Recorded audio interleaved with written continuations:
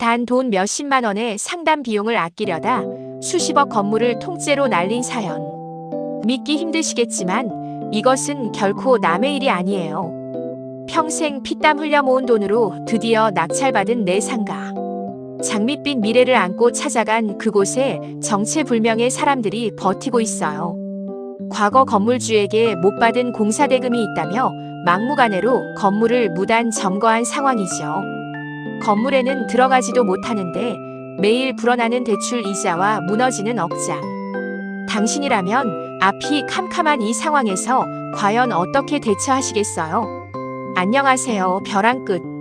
당신의 자산을 지키는 견고한 방패, 안심 법무사예요.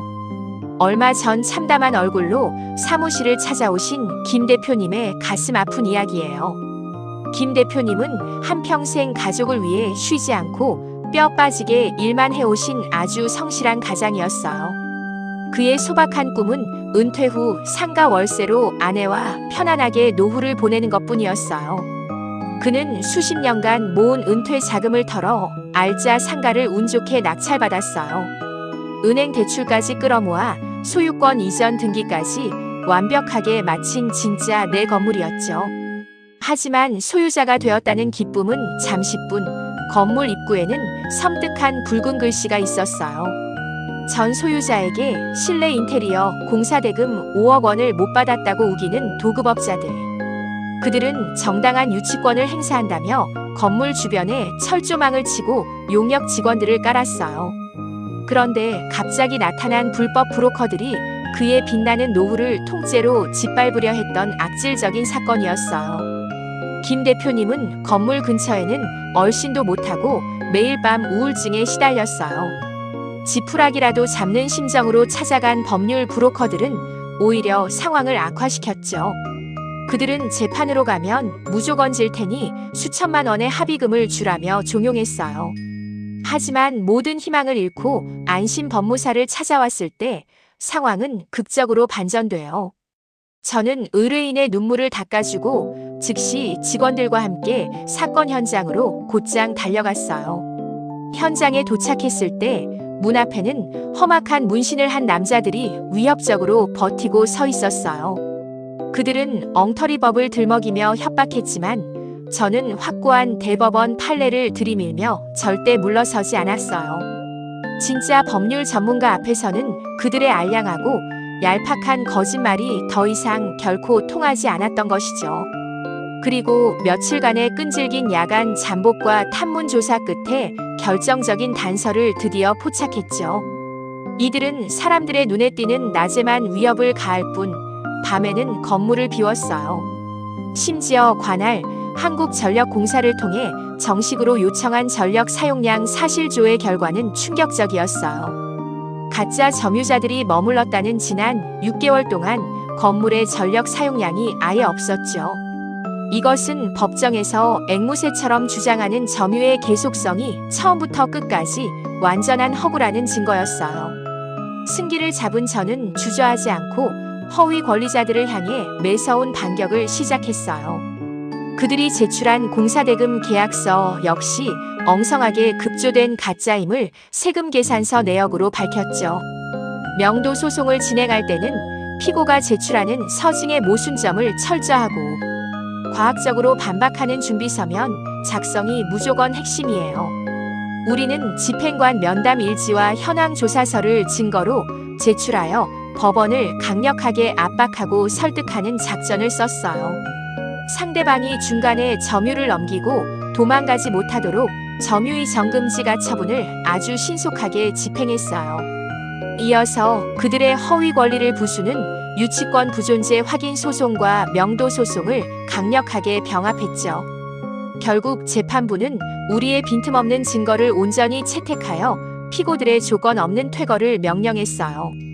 마침내 강제 집행 당일 닫혀있던 무거운 철문이 열리자 김 대표님은 참았던 뜨거운 눈물을 터뜨렸어요.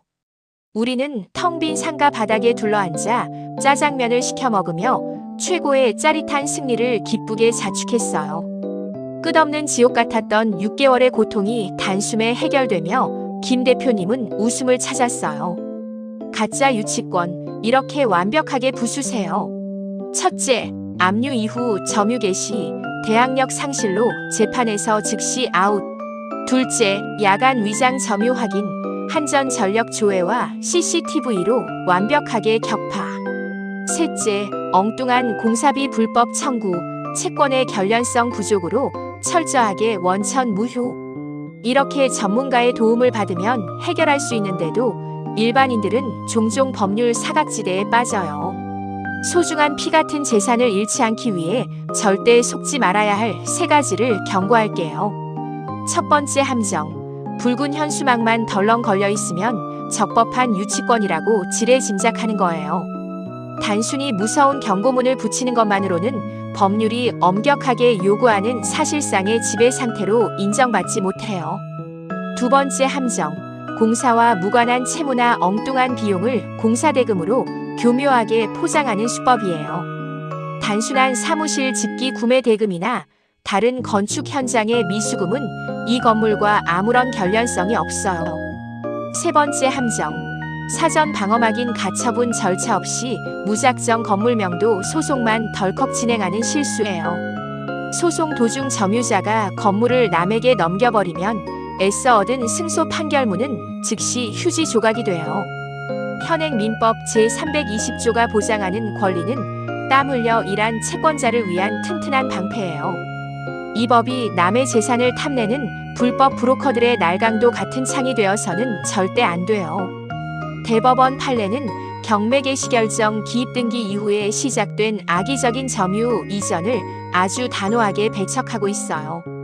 만약 당신의 소중한 건물에 뻔뻔한 불청객이 무단으로 빠리를 틀고 있다면 이 원칙을 꼭 기억하세요.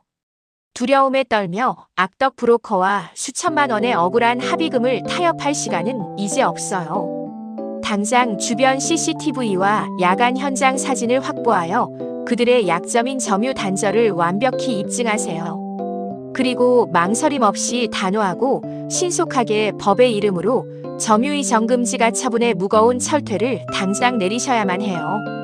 오늘의 생생한 시네마틱 리포트가 여러분의 불안한 마음에 작고 든든한 안심이 되었기를 진심으로 바라요. 내 자산을 가장 안전하게 지키는 현명한 방법.